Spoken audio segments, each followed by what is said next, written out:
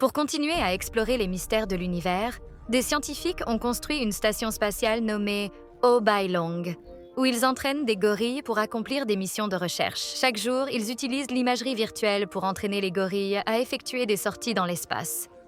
Mais un jour, un tremblement secoue soudainement la station, avant que tout ne revienne à la normale. En réalité, ils ont été frappés par une violente tempête solaire, rendant de nombreux équipements instables. Le capitaine ordonne alors de lancer les singes pour mesurer l'intensité des rayonnements.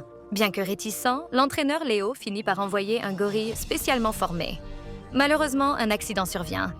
Le vaisseau dévie de son orbite après seulement quelques secondes et perd le contact avec le vaisseau mère. Inquiet, Léo décide de tenter un sauvetage. Mais le capitaine, craignant pour la sécurité, refuse sa demande. Ignorant les objections, Léo active le vaisseau, car il a toujours été contre l'idée de faire risquer des singes à la place des humains. Très vite, dans le tourbillon de la tempête, Léo aperçoit le vaisseau. Mais au moment où il s'apprête à le capturer, une lumière éclatante surgit, et le vaisseau perd soudainement toute énergie, dérivant vers les profondeurs de l'espace. Alors que Léo est désorienté, une nouvelle lumière éblouissante apparaît, et le vaisseau jaillit du tourbillon. À ce moment, les coordonnées du vaisseau défilent rapidement, et Léo, sans perdre de temps, fonce droit vers une planète proche, traversant la jungle dans une course folle. Il plongea tête la première dans le lac et commença à sombrer rapidement. Léon s'empressa d'ouvrir la trappe et nagea vers la surface, mais ce qu'il vit en émergeant le fit vaciller, au point qu'il crut un instant être de retour sur Terre. Juste à ce moment-là, une foule d'humains apparut, fuyant dans une panique totale, et une peur irrationnelle réveilla l'instinct de Léon, qui se mit à courir avec eux vers les profondeurs de la jungle. Et comme prévu, une troupe de singes en armure fit son apparition, capturant frénétiquement les humains. Ils étaient robustes, agiles, et semblaient invincibles. Les humains n'avaient aucune chance face à eux. Rapidement, tout le monde se retrouva enfermé dans des cages, Léon y compris, et tous furent conduits vers une ville lointaine. C'était le monde des singes, avec sa propre culture et sa propre langue. Mais une haine profonde envers les humains régnait. Ils capturaient les humains partout et les marquaient, les réduisant à l'état de serviteurs des gorilles. Mais Ali, elle, était différente. Fille d'Ian, elle milite pour une coexistence pacifique entre les singes et les humains. Lorsqu'elle aperçut Léon dans sa cage, elle sentit qu'il n'était pas comme les autres. Et sans hésiter, elle paya une fortune pour l'acheter et l'emmener chez elle. Mais son père n'apprécia guère cette décision, estimant qu'un humain n'avait pas sa place à son dîner. C'est alors que le général Tate, un ennemi juré des humains, fit une apparition impromptue. Et au lieu de venir en ami, il dirigea immédiatement sa colère vers Léon. Tate attrapa immédiatement Léon et le força à subir un moment de humiliation, ce qui fit perdre à Ali tout son appétit. Énervée, elle se réfugia dans sa chambre. À sa grande surprise, le général Tate la suivit, car il convoite depuis longtemps son statut, cherchant à utiliser l'influence de son père pour accroître son propre pouvoir. Mais Ali, perçante, avait vu clair dans son jeu, et en se retrouvant démasqué, Tate explosa de rage. Voyant l'attitude d'Ali, totalement opposée à celle de Mark, sa haine des humains ne fit que se renforcer. Pendant ce temps, Léon savait qu'il était grand temps de partir d'ici, et la princesse humaine, prête à sauver ses semblables, se préparait à les emmener avec elle. Ce monde était sous le contrôle des singes, des créatures brutales, pleines d'animosité envers les humains, capturant sans cesse des humains pour les réduire en esclavage. Mais il y avait un singe qui faisait exception, lui prônait la paix et l'harmonie avec les humains. Cependant, l'hostilité était déjà profondément enracinée dans les esprits des habitants de la planète. Pour sauver les humains prisonniers, Ali n'hésita pas à prendre de grands risques pour les mener hors du danger. Mais en chemin, ils tombèrent sur une équipe de chasseurs de singes. L'ancien chef, dans un acte héroïque, se lança courageusement vers les singes pour donner aux autres une chance de fuir. Juste après, Léon, tel un héros, fit un bond spectaculaire dans l'eau et y découvrit le vaisseau spatial immergé au fond du lac. Il réussit à trouver un communicateur et un petit pistolet, et grâce au signal émis par l'appareil, il se connecta avec le vaisseau mère. Il apprit que ses coéquipiers étaient déjà arrivés sur la planète, et qu'il ne serait plus longtemps sans aide. Il guida donc tout le monde vers le lieu marqué. Mais sur leur chemin, ils tombèrent dans une embuscade des singes. Ces derniers, sans gêne, menacèrent de les capturer à nouveau. Léon n'hésita pas et tira sur un gros arbre au loin, ce qui surprit les singes qui restèrent bouche bée. Qui aurait cru qu'un petit homme avait une telle puissance? Ils se mirent à supplier la princesse de les épargner. Par précaution, pour éviter qu'ils n'alertent leurs congénères, Léon décida de les emmener avec eux. Un peu plus tard, Ils arrivèrent à la zone interdite des singes. Et à ce moment-là, le communicateur se mit à clignoter, signe qu'il n'était plus très loin du vaisseau mère. Mais ils tombèrent alors sur les gardes de cette zone interdite. Voyant la forte vigilance, ils décidèrent d'attendre la nuit pour agir. Pendant ce temps, Tate, de son côté, brisa le vieux disque familial et y découvrit un pistolet rouillé. Le vieux général, allongé dans son lit, se résigna à lui confier un secret vieux de plusieurs générations. Il lui expliqua qu'autrefois, les humains régnaient sur cette planète, intelligents et impitoyables, jusqu'à l'apparition de César, l'ancêtre des gorilles, qui mena les singes dans une guerre contre les humains, pour obtenir la victoire que l'on connaît aujourd'hui.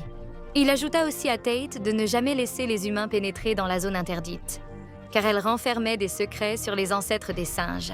Après avoir révélé tout cela, le général partit en paix. À ce moment, Tate, rempli de tristesse et de colère, jura de capturer tous les humains. Tate donna immédiatement l'ordre de rassembler toute l'armée des singes et ils se mirent en marche vers la zone interdite. Imposant et déterminé. De son côté, Léon lança une fusée éclairante, réussissant à attirer l'attention des singes.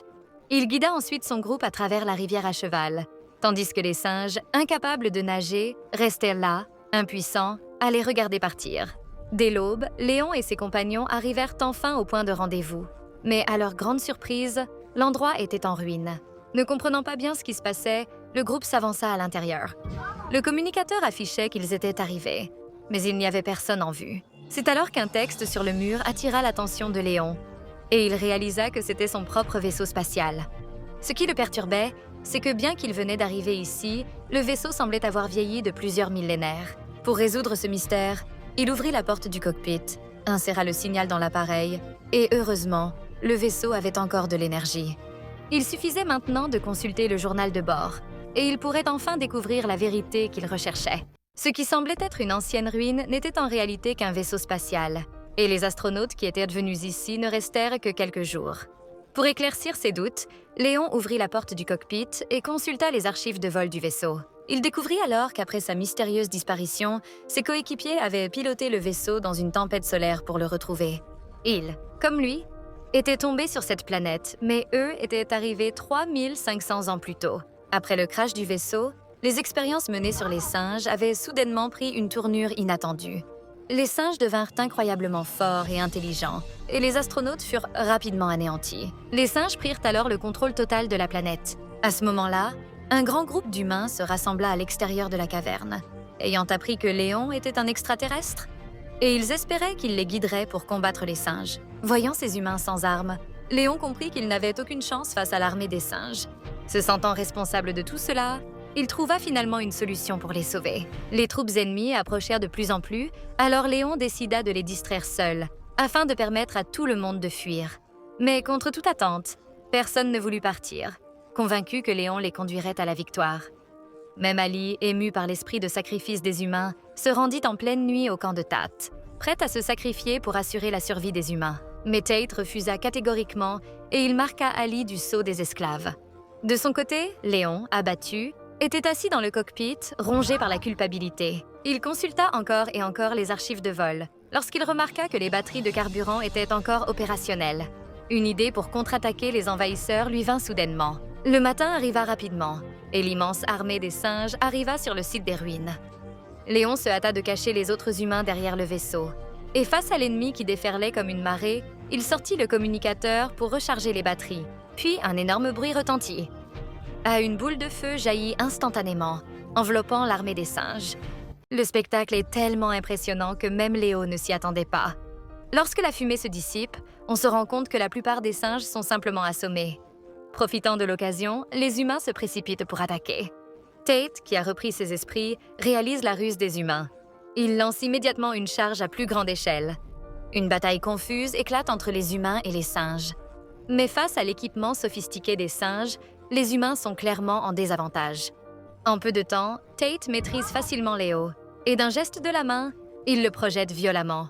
Alors que Léo est incapable de se défendre, un bruit retentit soudainement dans le ciel. Tout le monde lève les yeux, et une lumière éclatante apparaît à l'horizon. Elle se transforme en vaisseau spatial et descend devant eux. Après un moment de silence, la porte du vaisseau s'ouvre lentement. À leur grande surprise, une planète vivante en combinaison spatiale en sort. Les singes restent figés un instant avant de se mettre à genoux. Selon la légende du clan, un jour César descendra du ciel. Il semble que la prophétie soit en train de se réaliser. Seul Léo reconnaît ce singe comme étant celui qu'il a vu auparavant. À ce moment-là, le singe court soudainement dans les ruines, prêt à dévoiler le mensonge. Tate se précipite à sa suite dans la grotte et attaque Léo avec une rage folle. Rapidement, Léo est complètement dominé et ne peut riposter. Le pistolet tombé au sol est saisi par Tate. Après l'avoir examiné un moment, il le soulève et pointe à nouveau Léo.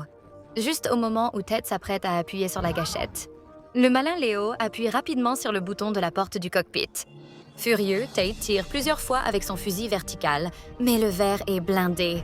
Tous les mensonges sont enfin dévoilés, et Tate se retrouve désormais condamné à vivre ici, seul, jusqu'à la fin de ses jours. Ce moment marque la fin de la vieille querelle entre les humains et les singes, qui dure depuis des milliers d'années. Léo confie le premier singe à Ali pour qu'elle en prenne soin. Alors que le vaisseau se dirige vers les coordonnées de la tempête, Léo sait qu'il est temps de partir. Il refuse l'offre d'Ali de rester et prend également congé de la princesse humaine. Il monte dans le vaisseau et s'envole lentement, quittant cette planète. En traversant à nouveau la tempête solaire, le temps semble reculer et, enfin, la Terre tant attendue réapparaît devant lui. Cependant, au moment de l'atterrissage, les commandes du vaisseau déraillent. Il n'a pas d'autre choix que de tenter un atterrissage d'urgence. Le vaisseau glisse et finit par s'arrêter devant le mémorial de Lincoln. Après plusieurs jours totalement improbables, Léo se retrouve à nouveau sur sa propre planète. Mais il est stupéfait par ce qu'il voit. La statue de Lincoln a été remplacée par Tate. Il est devenu le héros des singes. Et là, une surprise encore plus grande l'attend. La police l'entoure. Mais ce sont des singes. Le monde humain a été remplacé par les singes. Et Léo se retrouve comme le dernier humain sur cette planète.